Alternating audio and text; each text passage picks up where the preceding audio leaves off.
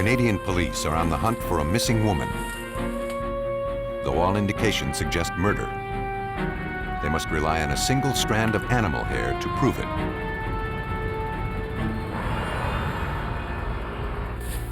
When an Ohio woman vanishes, suspicions swirl around her husband. What police lack is hard evidence. In Missouri, a man is found brutally murdered. Doesn't look like it. To catch his killer, police must piece together his final minutes. Sometimes, the murder suspect is immediately apparent, but the proof remains elusive. When there are no witnesses to speak for a victim, forensic scientists must transform the smallest clue into a material witness.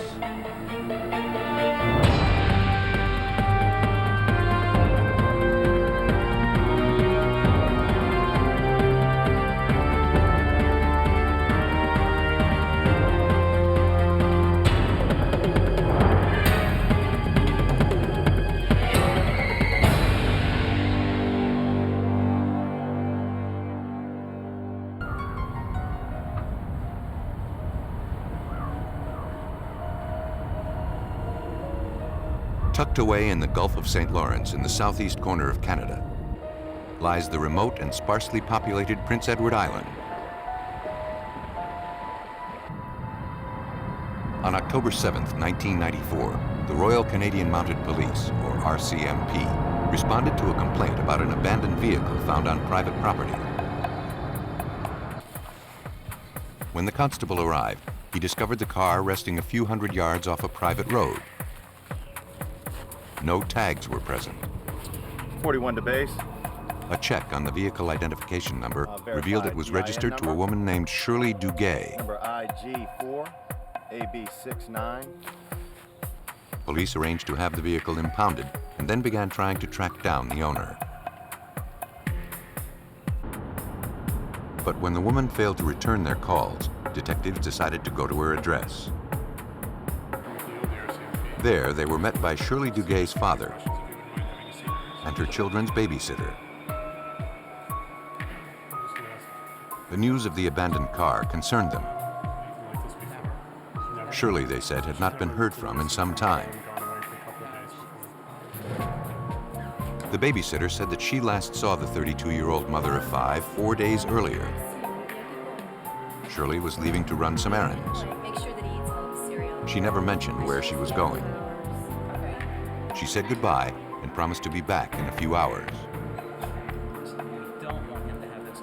For RCMP Inspector Alphonse McNeil, the story had raised a troubling question. We wondered why they didn't report her missing.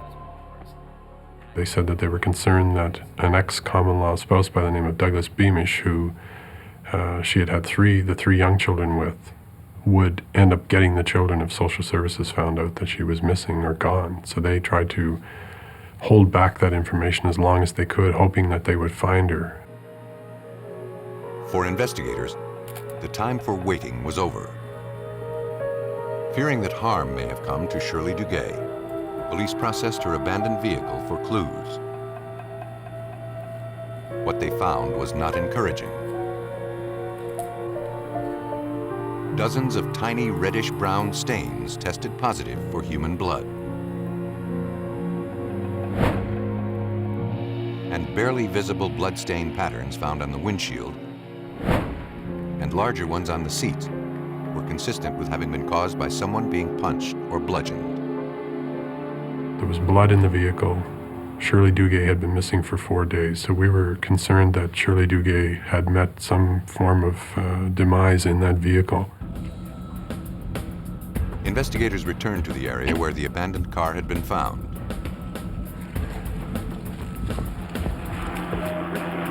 For hours, the search for clues to the young woman's fate turned up nothing. Then, 500 meters from where the car was discovered, investigators found something. It was a pillow stained with what appeared to be blood. And a short distance away lay a blood-stained t-shirt. A shovel was also found nearby. all of the findings pointed to murder. And the shovel led police to believe that Shirley had likely been buried somewhere close by. But a thorough search failed to produce the victim's body.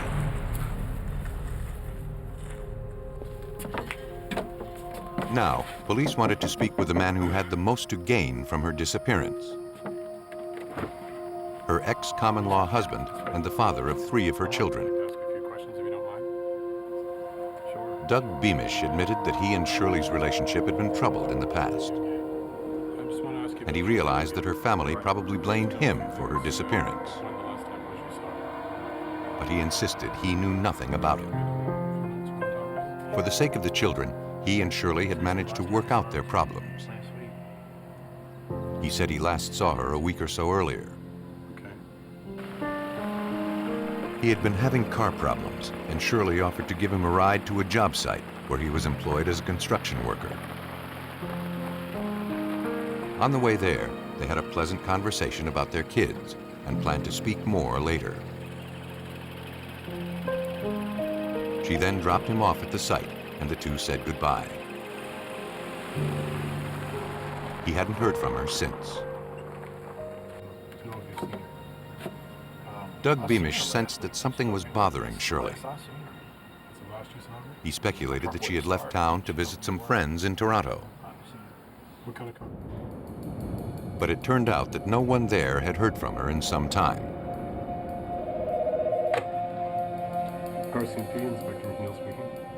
Then, police got a call. A woman who had been following the case in the media believed she had important information. This lady called and she said, I remember back around the time that Shirley Dugay went missing, I saw a car similar to hers on a road called the Allen Road, which would be about 20 kilometers away from where we found the car. I remember it was in the evening, it was dark. I saw 2 people on the side of the road, a tall man, a very small woman. They appeared to be arguing, and I just drove by, and I don't know if it's any good to you or not. The woman couldn't be certain she had in fact seen Shirley Dugay. Still, the information was enough for police to search the area where the caller had seen the couple. But to cover the several square miles, they knew they needed help. Personnel from the Canadian Army agreed to participate in the search. For several days, their efforts turned up nothing. But then, they found something that seemed out of place. One group came across a white plastic bag. We had a police officer with every group of searchers from the military. The police officer seized the bag. The search of the area failed to produce any additional evidence. At the crime lab, examiners carefully removed the contents of the plastic bag. They recovered an old pair of white tennis shoes.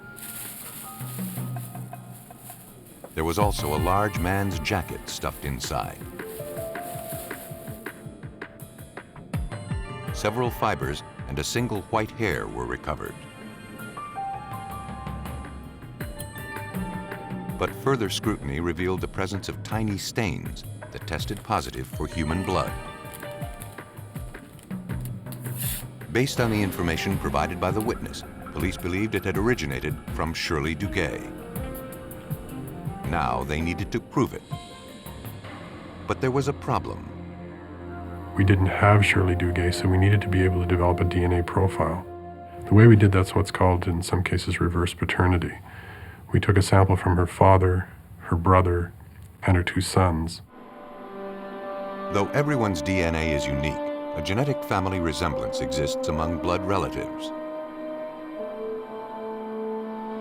When the genetic profiles were compared, examiners concluded that the blood found on all of the evidence had originated from Shirley Dugay.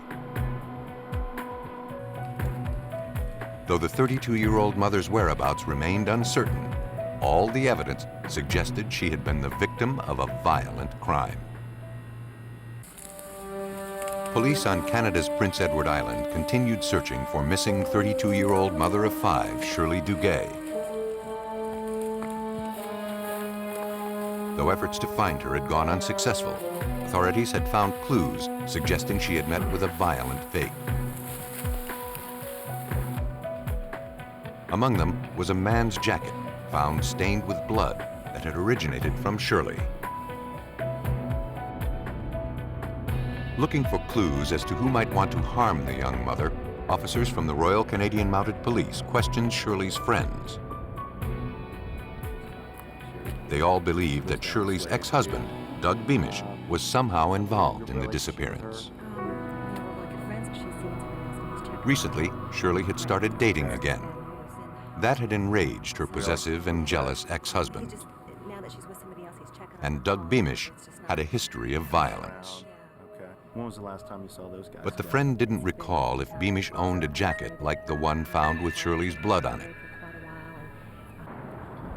Doug Bimish was emerging as the prime suspect in Shirley Dugay's disappearance. Andre's down with the IN guys right now looking. But so far, investigators had no physical evidence to prove it. But, you know, without that jacket being able to tie it to someone wearing, we don't have much. Andre, how did you make out with Then they got a break. We've got something. Identitors came back. They found some white cat hair on the inside of the jacket.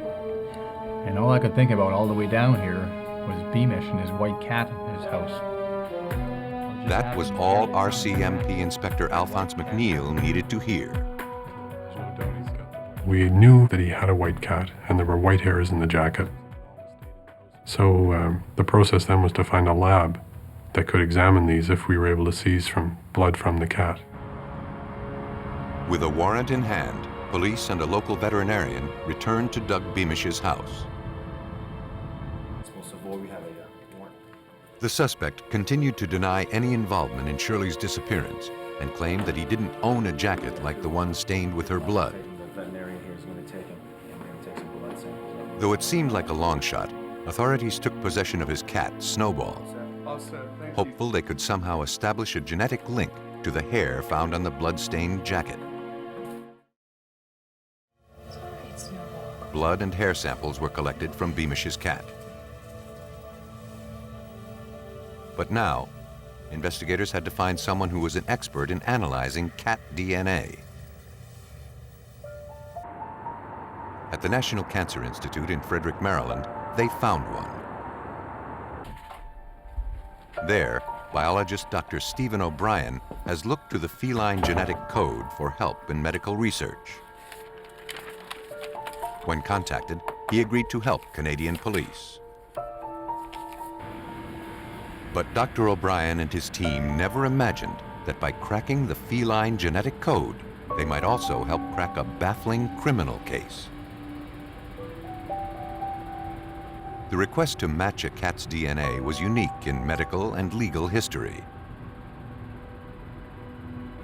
First, examiners generated a genetic profile of the white hair pulled from the bloody jacket. Once completed, the results were then compared to the profile generated from the samples taken from Snowball. What we discovered was that the genotype was identical to what we had seen in the jacket hair. So we were pretty sure that the jacket hair had come from a cat which had the same genotype as Snowball. Though the scientists felt confident about the results, they could not be absolutely certain of them.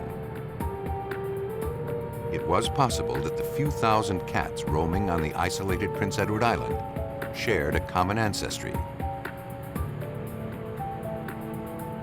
To find out, biologists needed to generate more DNA profiles of other cats on the island. We had to determine what the status of the population was so that we could make the calculation of how likely it was that we were wrong in pronouncing a match. Examiners went to work developing the genetic profiles of 20 randomly selected cats on the island. When O'Brien compared the results, he found that none shared a DNA signature similar to Snowball's. In fact, the odds that the hair found on the jacket had not come from Bimish's cat were 45 million to 1. Is that your socks? Through Snowball, authorities had established a link between Doug Bimish and a jacket stained with his ex-wife's blood. Your Doug will help you get up. But Inspector Alphonse McNeil wasn't satisfied. So you step out 1 foot at a time. Next, he obtained a warrant to collect impressions of the suspect's feet. Good. Just step out 1 foot at a time. Now, he hoped to tie the suspect to the pair of white running shoes found with the jacket. We thought, well, if we can put those running shoes on the feet of Douglas Bimish somehow, that would be pretty solid evidence besides his cat. Dr. Keith Bettles, a forensic podiatrist, received the evidence. He began by creating plaster casts of the suspect's feet in order to reveal all of the unique characteristics. People's feet are unique because we walk on them all the time. We have lots of different stresses, lots of different forces on our feet. Feet are practically as individual as fingerprints. The casts of Bimish's feet lined up perfectly with all of the wear patterns observed on the insoles of the white shoes. A single strand of cat hair and a discarded pair of shoes had given investigators the evidence they needed to implicate Doug Bimish in the disappearance of his ex-common-law wife. It was right down there. Then, 7 months after Shirley Dugay went missing, badly decomposed human remains were discovered buried in a remote wooded area. Dental records later confirmed that the victim was Shirley Dugay. And the medical examiner classified her death as a homicide. A short while later, Douglas Bimish was placed under arrest and charged with first-degree murder. Investigators believe that Bimish couldn't handle Shirley Dugay dating other men.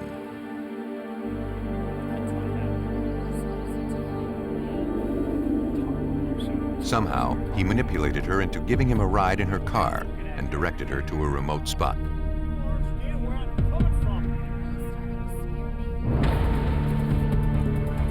Once there, he beat his ex-common-law wife to death. He then buried her body in a remote area and abandoned the car. Douglas Bimish was convicted of second-degree murder and sentenced to life in prison. No place is immune from violent crime. And even the friendliest towns have their problems. Mansfield, Ohio has been called one of America's most livable cities, which makes what happened here all the more surprising. On January 2nd, 1990, a woman came in to speak with Mansfield police. Yes, ma'am. What can I do for you? She was concerned that something had happened to her friend, 44-year-old Norin Boyle. When she last saw her friend a few days earlier, Norin was shaken and visibly upset. Of course, I don't know why I must have been in denial. Her marriage of more than 22 years was falling apart. I just didn't want to know. And not only was her husband moving nearly 200 miles away to Erie, Pennsylvania, but he would likely take the couple's 2 children with him. The hospital, they said. Norin was devastated. We had lunch together at Chinese. When she tried to contact her, Norin's husband, a prominent local physician, said Norin had packed up and left town after a fight. One time she said, But the friend couldn't believe that Norin would walk out on her 2 children. which isn't right. Mansfield police agreed to look into the case. And their first step was to question Norin's husband, Dr. John Boyle. When Lieutenant David Messmore arrived at the residence, he learned that John Boyle was out of town. Please have a seat and make yourself. May I offer you a... John Boyle's mother explained that he had driven to Erie, Pennsylvania a few days earlier, where he was opening up his new medical practice. He was due back later that evening. She just stormed out. When questioned, she said that Norin walked out on the family a few days earlier, and she was watching the couple's children until her son John returned home. woman excused herself to check on the Boyles' baby daughter. Then, the couple's son approached the detective. Something like this. My mom would never do something like this. He said he was afraid something bad had happened to his mother. My sister. But before he could explain, his grandmother returned. I'm really sorry. I have no more information. When she saw what was happening, she ended the interview and asked the detective to I leave. really have nothing more to tell you. I really need to have you leave. The encounter troubled police, He's from Mansfield. and Lieutenant Messmore couldn't ignore that Dr. Boyle had left town around the same time his wife was reported missing. I'm not sure where it's at or. But he soon learned that the reason for the doctor's trip to Pennsylvania checked out. 755-972. He had been hired by a very large medical corporation in Erie, Pennsylvania. So he was basically traveling back and forth between Mansfield and Erie for some period of time. But where was Norin Boyle?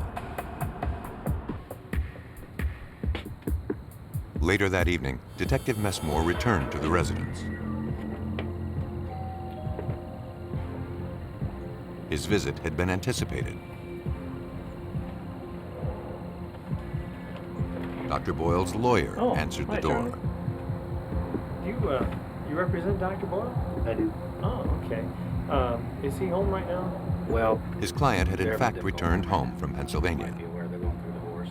But because of the strain caused by the impending divorce, Dr. Boyle did not wish to discuss Norin with police. All right, well, I'll get with you later. It wasn't the response investigators expected. I was somewhat stunned that in the event of a missing person in your family, you would hire an attorney to represent you when there's no accusations or even any allegations of wrongdoing or even criminal matters involving the family. So that was certainly a very unusual situation. I was not the only nurse. To find out what Dr. Boyle might be trying to hide, police questioned his friends and co-workers. Just recently began. Started coming more frequently. Professionally, all agreed Dr. Boyle had an impeccable reputation. But personally, he was known to be a womanizer and rumored to be involved in numerous affairs. In fact, one of his alleged mistresses was pregnant.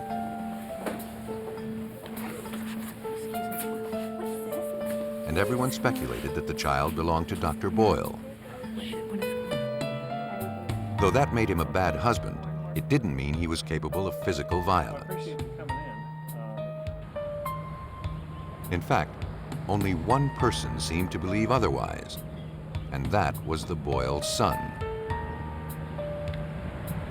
Concerned for the child's well-being, Lieutenant Messmore caught up with him after school. The child was eager to tell his story. He said that the night before his mom disappeared, the sound of his parents arguing outside his bedroom woke him up. I heard a big thump on the wall. He heard a And loud then my thud, dad came and then there was slowly in my room, silence. checking if I was sleeping. A few seconds later, his dad peeked into his room. The boy was afraid and pretended to be asleep. The next morning, his mom was gone. His dad told him that she packed up and left, but he didn't believe his mom would leave without saying goodbye. Did you have a conversation with your dad at all? Though police had no evidence that a crime had been committed, they began to theorize that the noise heard by the child might have been the sound of his own mother being assaulted, or worse. That's very unusual. Police in Mansfield, Ohio continued their search for missing mother of two, Norin Boyle. And now they theorized that her husband, Dr. John Boyle, was somehow involved. Though police had no hard evidence that a crime had taken place, they were able to obtain a warrant to search the Boyles' Ohio residence. Using luminol, a chemical that reacts to the proteins found in blood, technicians began scouring the house.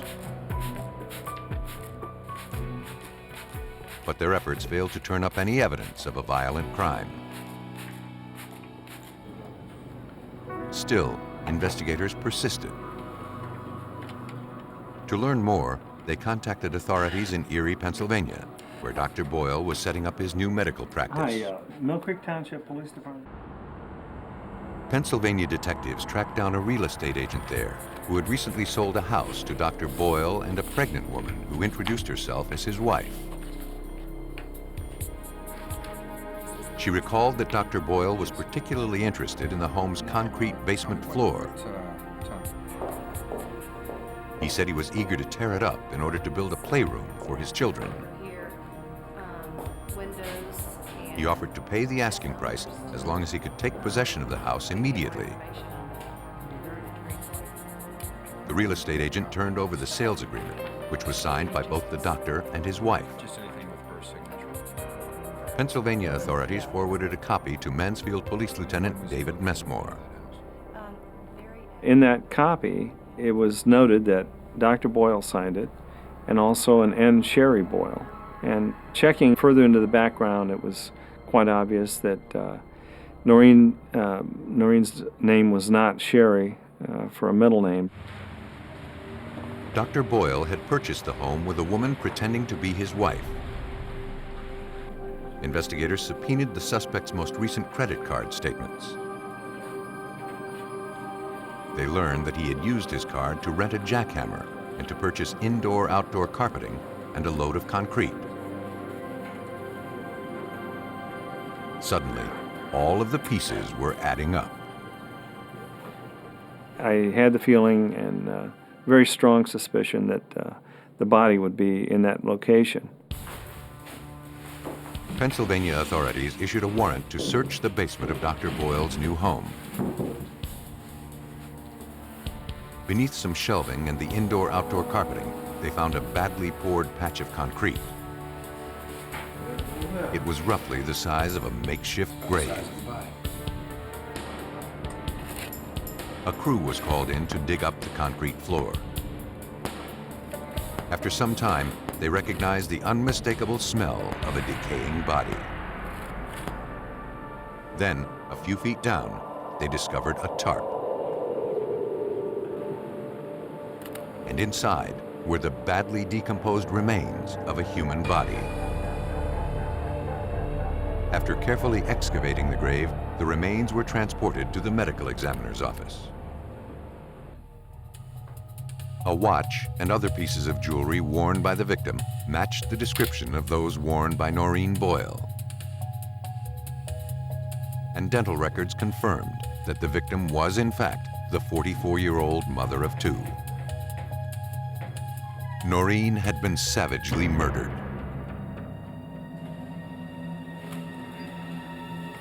For Dr. Boyle? On January 26, 1990, almost a month after his wife disappeared, Dr. John Boyle was arrested in Ohio for suspicion of killing Norin.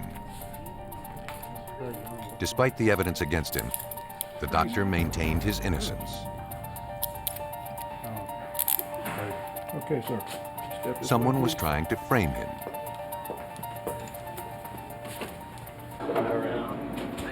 That seemed ridiculous to investigators. But to ensure a conviction, they needed an eyewitness or physical evidence directly linking him to the homicide. And so far, they had neither. It was possible that Dr. Boyle could get away with murder. But then, nearly a week after Dr. John Boyle's arrest, a Mansfield, Ohio resident made a strange discovery. A pile of concrete had been dumped on the remote property. The field was nearly 200 miles away from where Norin Boyle's body had been unearthed. But the man had followed the case in the media and thought there might be a connection. A crime scene technician was dispatched to the scene. After photographing the area, the concrete was collected into evidence. Police later determined that the property was owned by a close friend of Dr. Boyle's. the doctor had been there on numerous occasions. But to prove murder, police now needed to show that the concrete found in Ohio had originated in the suspect's Pennsylvania home. Police had found missing 44-year-old Norin Boyle buried in the basement of her husband's new Pennsylvania home. Though investigators had a strong circumstantial case against her husband, they hoped a pile of concrete found in an Ohio field could physically link him to the murder. The samples collected from the field, along with concrete taken from the crime scene, were sent to CTL Engineering in Columbus, Ohio. There, lab supervisor Larry Pisatelli is an expert in analyzing the microscopic nature of rocks and concrete. Without being told where the individual samples had come from, he was asked to determine if any of the concrete pieces had originated from the same source.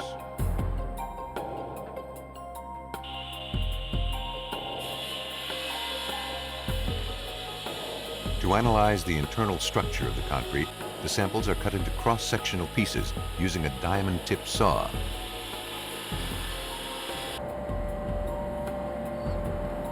Once completed, the surfaces are smoothed and polished. Then, Pisatelli subjected the evidence to a high-powered microscope. Concrete is a mixture of stones, gravel, and sand, called aggregate, bound together by a cement paste and some trapped air. With the help of a computer, Pisatelli measures and counts each of these components. To the average eye, all concrete looks pretty much alike. But in fact, each chunk has a unique story. Each piece of concrete is usually different because the components vary slightly. Even if they come from the same load of concrete, two different samples from the same truckload can be different because the percentages of the air voids, the small entrained or entrapped air voids, can be slightly different. Pisatelli was unable to find significant similarities between most of the samples. But when he analyzed the results, he found that two of the pieces stood out from the rest. They shared the exact same number of unique components. These two pieces of concrete had some unique characteristics that were peculiar just to those two pieces of concrete, and based on all the data and analysis, the numbers being exactly the same, I was able to show that those two pieces of concrete came from the same structure. Of the two samples that matched, one had come from the pile of rubble found in Mansfield, Ohio. The other was collected in the basement of the suspect's new home in Erie, Pennsylvania. Police now had enough to charge Dr. John Boyle with murder. Police believe that John Boyle murdered his wife in the couple's home in order to start a new life with his pregnant mistress. After the kill, he drove her body to Pennsylvania and buried her in a grave he had dug in the basement of his new home. Investigators theorize he then returned to Ohio and dumped the leftover concrete on his friend's property. Dr. John Boyle was convicted of aggravated murder and abuse of a corpse. He was sentenced to 20 years to life. John Boyle thought he'd buried all evidence of his crime. But in fact, the trail of evidence spanned 200 miles. Other murders are more local, but the road to solving them can be just as long. In Harrison County, Missouri, on June 26, 1995, a farmer out for a walk noticed a foul odor. At first, he thought that maybe one of his livestock had died. But the reality was much worse. Hidden among some overgrowth lay the lifeless body of a man.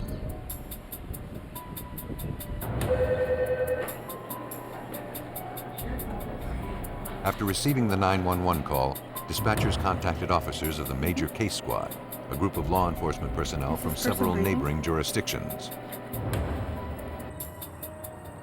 Bethany Police Chief George Martz was among the first to respond to the scene. We had no idea when we arrived who the victim was.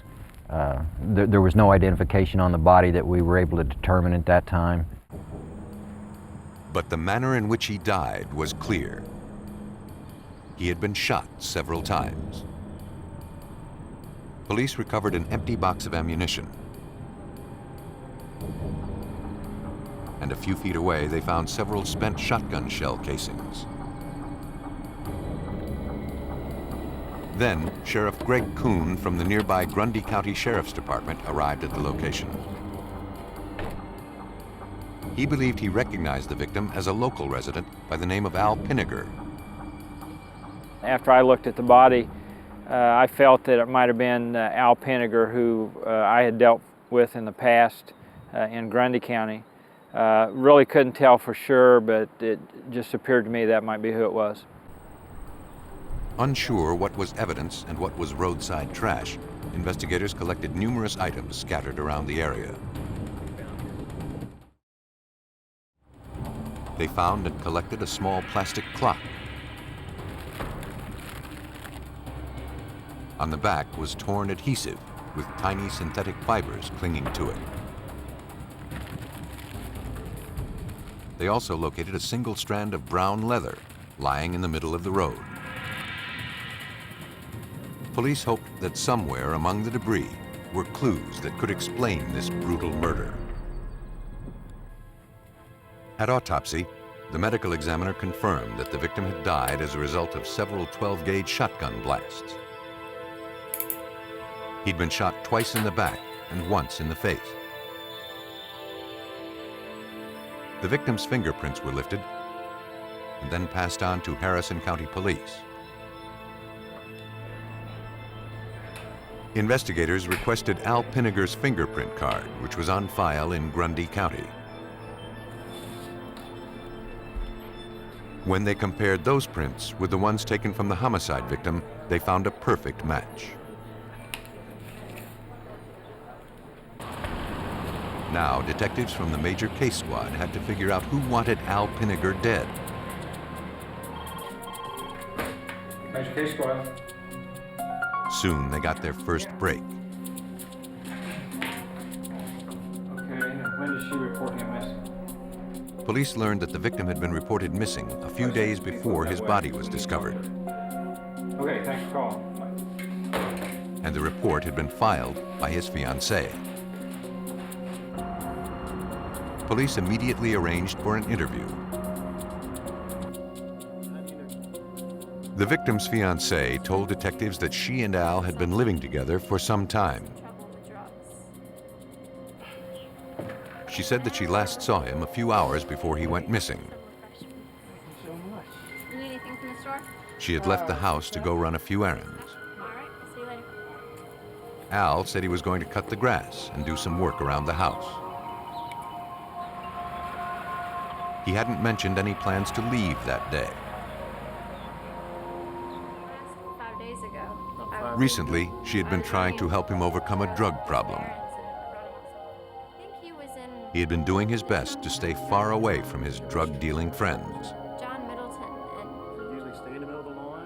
She suspected, however, that he had seen some of them that day. When she returned home later that afternoon, she passed a pickup truck coming out of her neighborhood. She didn't see Al in the truck, but she knew the vehicle belonged to a couple that he used to deal drugs with. So he's been dealing with drugs? She believed Al may have been ducking down to avoid being seen. When I was driving. When the fiancé arrived home, she discovered that Al and his 12-gauge shotgun were gone. The information provided police with their first real lead. Okay, guys, here's what we got. They ran a background check on the couple, identified as John Middleton and his girlfriend, Maggie Hodges. decomposed. You and Rodney. Middleton had an extensive criminal record, mostly involving drug-related offenses. Get some information and come back and we'll. To find out why he may have wanted to harm Al Pinaker, police tracked down Middleton's known associates. One informant described Middleton as an extremely unstable and violent person. Hodges and Middleton. He said that as a result of police efforts to crack down on local drug dealers, John Middleton had become increasingly paranoid. He threatened to kill people he did business with if he found out they were cooperating with authorities. No one doubted him for a minute. Everyone was afraid of him. All of the information led police to suspect that Middleton's paranoia had likely led to the murder of Al Pinaker. And they hoped that somewhere among the shotgun shells and the assorted litter collected from the crime scene was the means to prove it. Police in Harrison County, Missouri believed that a local drug dealer and his girlfriend were responsible for the brutal shotgun slaying of 29-year-old Alfred Pinaker. To prove it, investigators needed to physically link the suspects to the crime scene. Though several potential clues had been found there, an empty box of shotgun shells looked to be the most promising lead. A price sticker found on the box led investigators to the store where the ammo had originated.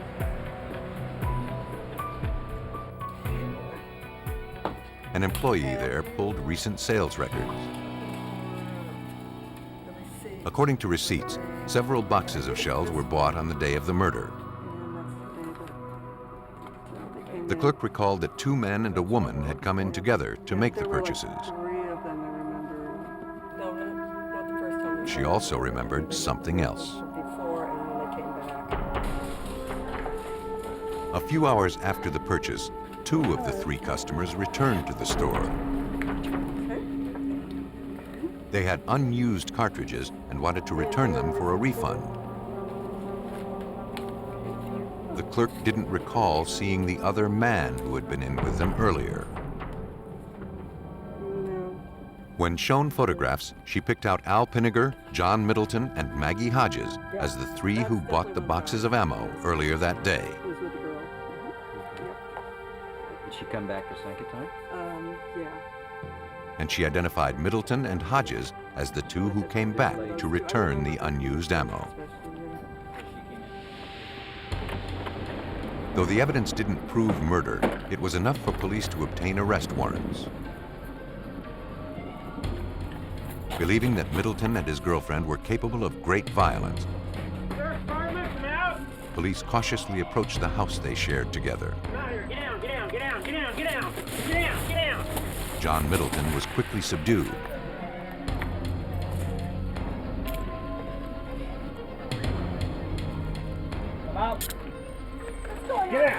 Moments later, Maggie Hodges was also taken into custody.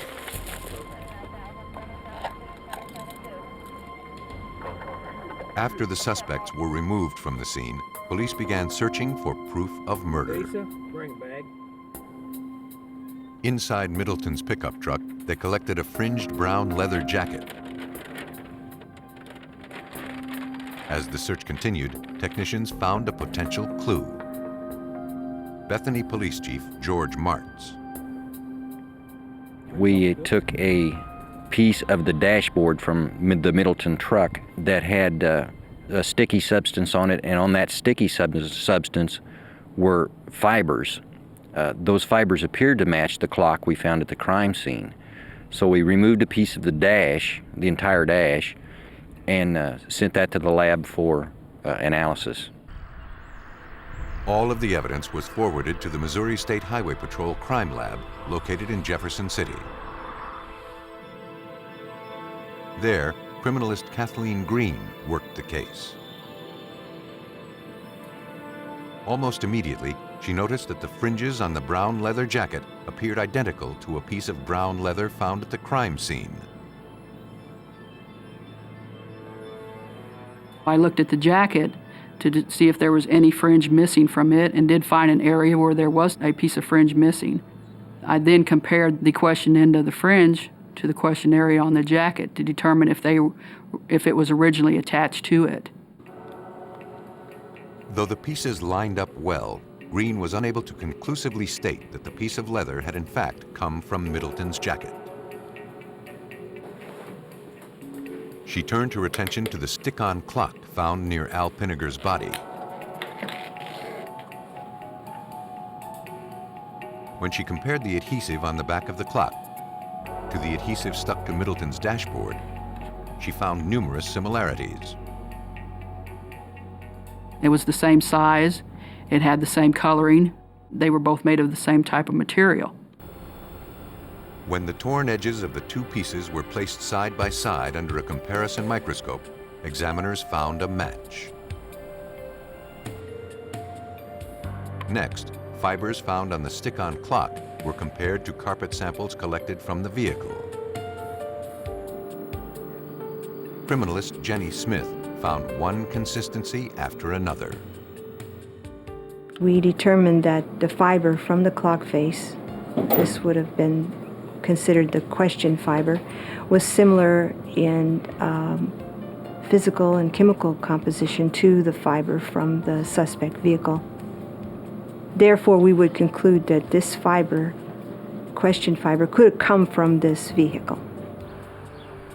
When confronted with the evidence, Middleton was uncooperative. This is your opportunity to tell your side of the story. We know what the story is. But his resistance didn't matter. You can tell us. Police had pieced together the motive behind the murder.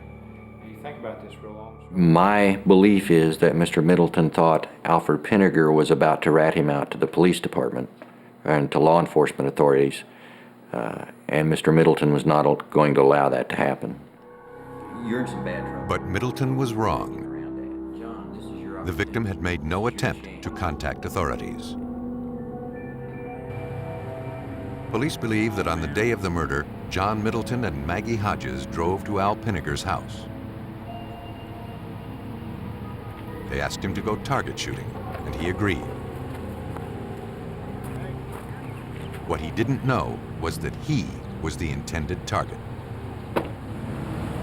At some point, however, that became clear.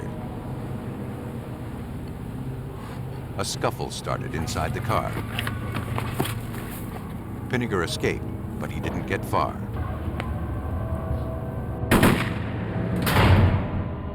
John Middleton was convicted of first-degree murder and sentenced to death.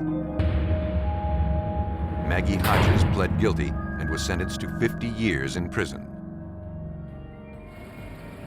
It takes motive and opportunity to commit a murder. And it takes hard evidence to solve one. When clues are few, forensics experts provide the know-how to turn the most ordinary object into a material witness.